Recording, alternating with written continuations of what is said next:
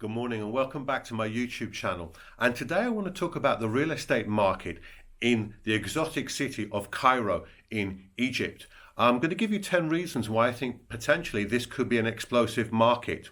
Now, before I begin the video, I just want to say today's video is brought to you in association with The Wandering Investor. Now, the owner of The Wandering Investor, Ladislas Maurice, is a person who actually travels the world looking for real estate investment opportunities, and not only real estate investment opportunities, stock market opportunities, and indeed any other investment opportunities that may arise. Now, I'm going to link two articles he's done on Egypt and Cairo below. And the first article talks about his experience, his real life experience of looking for property in Cairo and where you should and shouldn't invest. And the second article I will link talks about why Egypt is poised for explosive growth as well. I will also link a video he's done on YouTube on Cairo, Egypt.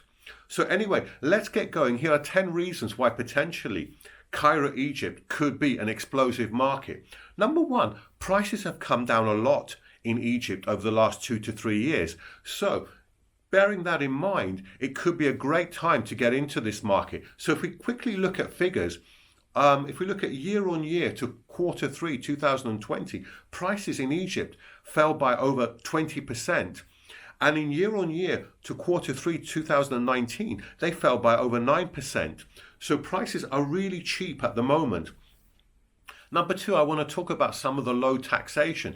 So if you look at taxation, there's no inheritance tax, there's no capital gains tax on selling your property, and there's very low annual property tax as well for any property you do decide to buy. Number three, I want to talk about specifically income tax, which is the same as rental income tax as well. So it's taxed here is at a progressive rate from 0% to 25%. However, if your net taxable income ranges from 600,000 to 700,000 Egyptian pounds, so approximately 38,000 to 44,400 US dollars, you're not eligible for the 0% tax bracket. And I'll just give you another quick example. If you earn over £1 million Egyptian pounds in any 1 year, you're not eligible for the tax brackets of 0% to 20%. But it is unlikely that you're going to earn this much rental income in a year in Cairo, Egypt. And if you take deductions as well, your actual rental income tax is likely to be very low. I will link an article by PwC on income tax in Egypt as well, just to help you understand this. Number four, I want to talk about the low buy-sell costs. So you're looking at a total of under 12% between legal fees, transfer fees, registration fees, estate agent fees, and when you come to sell the property, a payment of 2.5% on the value of the sale. Number five, I want to talk about population growth, and this is specifically in Ladislas's article below. Now, the population of Cairo is approximately about 20 million, but it's expected to grow to 38 million by 2050. And if you look at the birth rate, put that in conjunction with the birth rate at 3.3 per couple, this points to an excellent potential for future growth in the housing market. Number six, I want to look at economic reforms. Now, Egypt has taken a lot of economic reforms in the last few years, and I'll just mention 2 or 3 here. So it has cut red tape in the business sector. It has removed the fixed exchange rate system, so it's allowed the Egyptian pound to freely float against other currencies, and there have been partial privatizations as well. For more details of this, again, please read the articles below on Ladislas, on The Wandering Investor, and specifically what Ladislas tells you about this.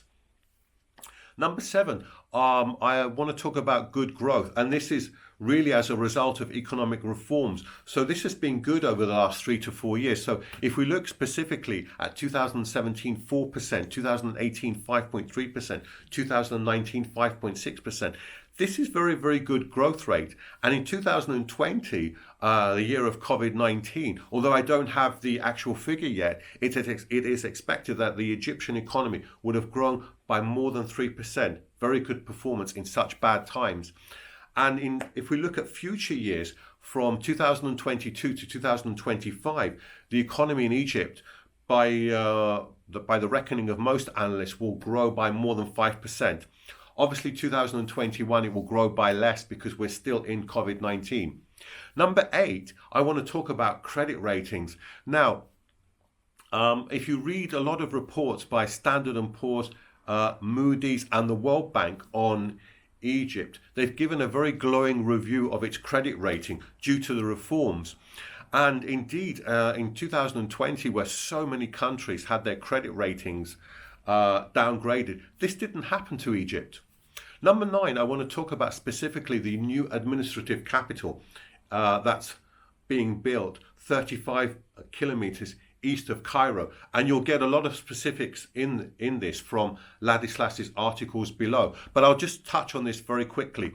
So this new capital is expected to house 6.5 million people in an area around the size of Singapore. So I just want to take that back again and say there's actually less than 6.5 million people in Singapore, and the area is the same size. So in this new administrative capital, you're going to have quite a high population density, good for property prices. So let's just quickly go over what's happening. So you're going to have a brand new airport, brand new sports stadium. There's the iconic tower, which is being built, and this will be the tallest building in the whole of Africa. A theme park is planned, which will be 4 times the size of Disneyland. You're going to have around over 600 new hospitals being built and over 40,000 hotel rooms as well. And finally, I want to come to number 10. And I read this from the Wandering Investors articles below. I found this quite unbelievable that the government will guarantee to give money back or finish a project if a developer goes bust. Now, you don't often find that. Actually, I don't remember actually seeing this anywhere else in the world where they actually get an actual guarantee from the government to reimburse you or finish a project if the developer goes bust. Very, very unusual. And in this administrative capital, you'll often find property for around $500 US per square meter. Very, very low indeed. Anyway, those are 10 reasons why potentially there could be an explosive growth in this market. I just want to quickly give you a few disadvantages. So at the moment, the total government debt to GDP in Egypt is 86%, which is quite high. But I do want to point out this has come down from 103% in 2017, and the levels are actually expected to go down in the future. Also, there is obviously currency risk, although I think the Egyptian pound has actually stabilized over the last year or two. Salaries are quite low in Cairo, so you're looking at just under $300 US per month net. Although I also want to add, there is quite a high level, a high number of middle class people who are looking for good stock in Cairo, because a lot of the housing stock in Cairo is of poor quality. And finally, I want to talk about political risk. Yes, I fully understand there is still problems inside the country, and there is still political problems with neighboring countries as well. Although I want to end on a positive note and say, quite recently, diplomatic relations between Qatar and Egypt have resumed, and that it can only be a good thing. Before I finish the video, I just want to say, if this is your first time investing abroad, this may be a step too far. But if you're a seasoned investor who's done this on a number of occasions, this could be an amazing opportunity for you. Anyway, thanks for watching this video. If you do like my channel, please subscribe. If you found this video useful, please do click the like button, and I'll see you very soon on the next video. Thanks ever so much for watching, and bye for now.